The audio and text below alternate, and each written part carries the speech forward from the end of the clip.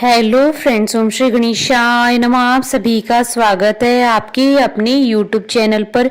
Friends, आज हम आपको इस वीडियो में बताने जा रहे हैं दशा माता व्रत की 10वीं कथा और दशा माता व्रत की पूजा विधि, शुभ मुहूर्त और महत्व के बारे में। फ्रेंड्स, वीडियो शुरू करने से पहले आपसे रिक्वेस्ट है, अगर आप हमारे चैनल पर नए हैं और आपने अभी तक चैनल को सब्सक्राइब नहीं किया है तो प्लीज सब्सक्राइब कीजिएगा चैनल को, साथ ही प्रेस कीजिएगा बेल आइकन को, जिससे नए वीडियो से रिलेटेड नोटिफिकेशन आपको तुरंत प्राप्त हो सके।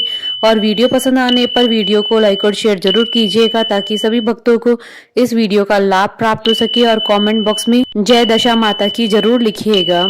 दशा माता का व्रत चैत्र माह के कृष्ण पक्ष की 10वीं तिथि को मनाया जाता है। मान्यता है कि इस व्रत को करने से व्यक्ति का बुरा समय दूर हो जाता है तथा अच्छा समय आ जाता है। जब व्यक्ति की दशा ठीक होती है तो उसके सभी कार्य सफल होने लगते हैं, लेकिन जब व्यक्ति की दशा खराब होती है तो उसके कार्य में बाधा आने लगती है। इसलिए चैत्र मास की 10वीं को दशा माता का व्रत किया जाता है, जिससे व्यक्ति के जीवन में चल रहा बुरा समय दूर हो सके। हर व्यक्ति का समय एक बार बदलता जरूर है। अगर अनेक उपाय व तमाम मेहनत के बाद भी समय नहीं बदले तो मनुष्य को दशा माता का व्रत पूजा आदि करना चाहिए।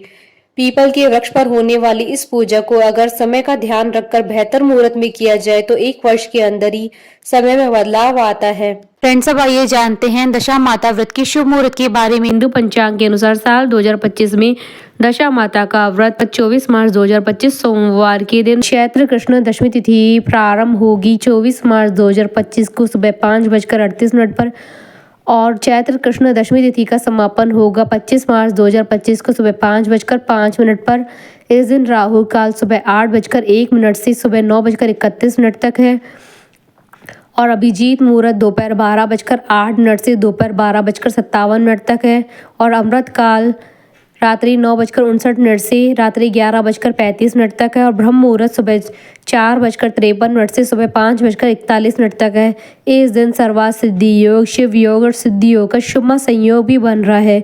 इस योग में दशा माता जी पूजा करने से घर में सुख समृद्धि का वास होता है और आपकी सभी मनोकामनाएं शीघ्र ही पूर्ण होती है। फ्रेंड्स, अब आप हमारे चैनल पर ज्वाइन बटन को दबाकर हमारे चैनल के मेंबर भी बन सकते हैं। हम हमारे चैनल के मेंबर्स के कमेंट्स को टॉप प्रायोरिटी पर रखकर उनका रिप्लाई करते हैं। फ्रेंड्स, अब आइए जानते हैं दशा माता व्रत की पूजन विधि के बारे में। अगर आप पहली बार पूजा कर रहे हैं तो घर के किसी कोने में साफ सफाई करके एक दीवार पर स्वास्तिक बनाए। उसके बाद स्वास्तिक के पास 10 बिंदियां बनाए। पूजा में रोली, मूली, सुपारी, चावल, दीप, नैवेद्य, धूप आदि शामिल करें। इसके अलावा सफेद धागा ले, उसमें 10 गांठें बना ले, फिर उसे हल्दी में रंग ले। इस धागे को दशा माता की बेल कहा जाता है। दशा माता की पूजा के बाद इस धागे को गले में धारण करें। इस धागे को पूरे साल न उतारे। अगर आपको पूजा करते हुए 1 वर्ष या उससे अधिक समय हो गया है तो जब दशा माता की पूजा करें तो पुराने धागे को उतारकर नया धागा धारण करें। दशा माता की पूजा विधि विधान से करने पर मनुष्य का बुरा समय भी दूर हो जाता है तथा दशा माता की कृपा सदैव बनी रहती है। इसके साथ ही घर में सुख समृद्धि बनी रहती है। यह व्रत चैत्र माह के कृष्ण पक्ष की 10वीं तिथि को किया जाता है। सुहागिन महिलाएं यह व्रत अपने घर की दशा सुधारने के लिए करती है। इस दिन कच्चे सूत का 10 तार का डोरा, जिसमें 10 किठाने लगाते हैं, लेकर पीपल की पूजा की जाती है। इस डोरे की पूजन करने के बाद पूजन स्थल पर नल दमयंती की कथा सुनती हैं। इसके बाद डोरे को गले में बांधती हैं। पूजन के पश्चात महिलाएं अपने घरों पर हल्दी व कुमकुम के छापे लगाती हैं। एक ही प्रकार का अन्न एक समय खाती है। भोजन में नमक नहीं होना चाहिए। विशेष रूप से अन्न में गेहूं का ही उपयोग करते हैं। घर की साफ सफाई करके घरेलू जरूरत के सामान के साथ साथ झाड़ू इत्यादि भी खरीदते हैं। यह व्रत जीवन भर किया जाता है और इसका उद्यापन नहीं होता है। दशा माता व्रत की पौराणिक कथा। दशा माता व्रत की पौराणिक कथा के अनुसार प्राचीन समय में राजा नल और दमयंती रानी सुखपूर्वक राज्य करते थे। उनके 2 पुत्र थे। उनके राज्य में प्रजा सुखी और संपन्न थी। एक दिन की बात है कि उस दिन होली दशा थी। एक ब्राह्मणी राजमहल में आई और रानी से कहा, दशा का डोरा ले लो। बीच में दासी बोली, हाँ रानी साहिबा, आज के दिन सभी सुहागिन महिलाएं दशा माता का पूजन और व्रत करती हैं तथा इस डोरे की पूजा करके गले में बांधती है, जिससे अपने घर में सुख समृद्धि आती है। अतः रानी ने ब्राह्मणी से डोरा ले लिया और विधि अनुसार पूजन करके गले में बांध दिया। कुछ दिनों के बाद राजा नल ने दमयंती के गले में डोरा बंधा हुआ देखा। राजा ने पूछा, इतने सोने के गहने पहनने के बाद भी आपने ये डोरा क्यों पहना है? रानी कुछ कहती उसके पहले ही राजा ने डोरे को तोड़कर जमीन पर फेंक दिया। रानी ने उस डोरे को जमीन से उठा लिया और राजा से कहा, यह तो दशा माता का डोरा था। आपने उनका अपमान करके अच्छा नहीं किया। जब रात्रि में राजा सो रहे थे तब दशा माता स्वप्न में बुढ़िया के रूप में आई और राजा से कहा, हे राजा, तेरी अच्छी दशा जा रही है और बुरी दशा आ रही है। तूने मेरा अपमान करके अच्छा नहीं किया। ऐसा कहकर बुढ़िया अर्थात दशा माता अंतर ध्यान हो गई। अब जैसे जैसे दिन बीतते गए वैसे वैसे कुछ ही दिनों में राजा के ठाट बाट, हाथी घोड़े, लाव लश्कर, धन धान्य, सुख शांति सब कुछ नष्ट होने लगे। अब तो भूखे मरने का समय तक आ गया था। एक दिन राजा ने दमयंती से कहा, तुम अपने दोनों बच्चों को लेकर अपने मायके चली जाओ। रानी ने कहा, मैं आपको छोड़कर कहीं नहीं जाऊंगी। जिस प्रकार आप रहेंगी उसी प्रकार मैं भी आपके साथ रहूंगी। तब राजा ने कहा, अपने देश को छोड़कर दूसरे देश में चली, वहां जो भी काम मिल जाएगा वही काम कर लेंगे। इस प्रकार नल दमयंती अपने देश को छोड़कर चल दिए। चलते चलते रास्ते में भील राजा का महल दिखाई दिया। वहां राजा ने अपने दोनों बच्चों को अमानत के तौर पर छोड़ दिया। आगे चले तो रास्ते में राजा की मित्र का गांव आया। राजा ने रानी से कहा, चलो हमारे मित्र के घर चले। मित्र के घर पहुंचने पर उनका खूब आदर सत्कार हुआ और पकवान बनाकर भोजन कराया। मित्र ने अपने शयन कक्ष में सुलाया। उसी कमरे में मोर की आकृति की खूंटी पर मित्र की पत्नी का हीरो जड़ा कीमती हार टंगा था। मध्य रात्रि में रानी की नींद खुली तो उन्होंने देखा कि वह बेजान खूंटी हार को निगल रही है। यह देखकर रानी ने तुरंत राजा को जगाकर दिखाया और दोनों ने विचार किया कि सुबह होने पर मित्र के पूछने पर क्या जवाब देंगे। अतः यहाँ से इसी समय चले जाना चाहिए। राजा रानी दोनों रात्रि को ही वहां से चल दिए। सुबह होने पर मित्र की पत्नी ने खूंटी पर अपना हार देखा। हार वहां नहीं था। तब उसने अपने पति से कहा, तुम्हारे मित्र कैसे हैं जो मेरा हार चुराकर रात्रि में भाग गए? मित्र ने अपनी पत्नी को समझाया, मेरा मित्र कदापि ऐसा नहीं कर सकता। धीरज रखो, कृपया उसे चोर मत कहो। आगे चलने पर राजा नल की बहन का गांव आया। राजा ने बहन के घर खबर पहुंचाई कि तुम्हारे भाई भोजाई आए हुए हैं। खबर देने वाले से बहन ने पूछा कि उनके हाल चाल कैसे हैं। वह बोला, दोनों अकेले हैं, पैदल ही आए हैं तथा वे दुखी हाल में हैं। इतनी बात सुनकर बहन थाली में कांदा रोटी रखकर भैया भाभी से मिलने आई। राजा ने तो अपने हिस्से का खा लिया परंतु रानी ने जमीन में गाड़ दिया। चलते चलते एक नदी मिली।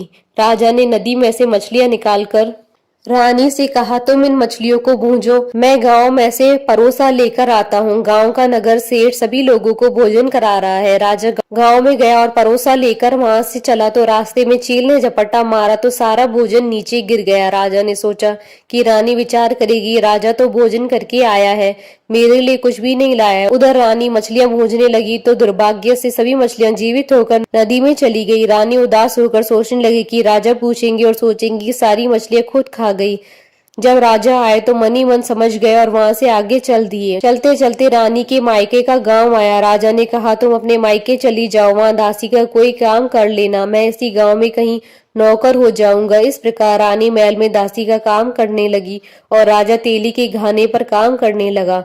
दोनों को काम करते हुए बहुत दिन हो गए। जब होली दशा का दिन आया तब सभी रानियों ने सिर होकर स्नान किया। दासी ने भी स्नान किया। दासी ने रानियों का सिर गूंथा तो राजमाता ने कहा, मैं भी तेरा सिर गूंथ दूं। ऐसा कहकर राजमाता जब दासी का सिर गूंथ रही थी तब उन्होंने दासी के सिर में पद्म देखा। यह देखकर राजमाता की आंखें भर आई और उनकी आंखों से आंसू की बूंदें गिरी। आंसू जब दासी की पीठ पर गिरे तो दासी ने पूछा, आप क्यों रो रही हैं? राजमाता ने कहा, तेरी जैसी मेरी भी बेटी है जिसके सर में भी पद्म था, तेरे सिर में भी पद्म है। यह देखकर मुझे उसकी याद आ गई। तब दासी ने कहा, मैं आपकी ही बेटी हूँ, दशा के कोप से मेरे बुरे दिन चल रहे हैं इसलिए यहाँ चली आई। माता ने कहा, बेटी तूने ये बात हमसे क्यों छिपाई? दासी ने कहा, माँ मैं सब कुछ बता देती तो मेरे बुरे दिन नहीं कटते। आज मैं दशा माता का व्रत करूंगी तथा उनसे गलती की क्षमा याचना करूंगी। अब तो राजमाता ने भी बेटी से पूछा, हमारे जमाई कहाँ हैं?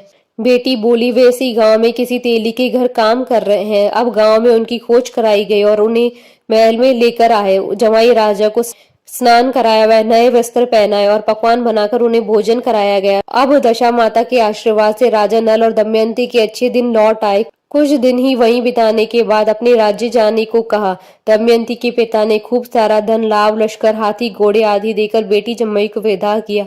रास्ते में वही जगह आई जहाँ रानी ने मछलियों को भूना था और राजा के हाथ से चील के झपट्टा मारने से भोजन जमीन पर आ गिरा था। तब राजा ने कहा, तुमने सोचा होगा कि मैंने अकेले भोजन कर लिया होगा, परंतु चील ने झपट्टा मारकर गिरा दिया था। अब रानी ने कहा, आपने सोचा होगा कि मैंने मछलियां भूनकर अकेले खा ली होगी, परंतु वे तो जीवित होकर नदी में चली गई थी। चलते चलते अब राजा की बहन का गांव आया।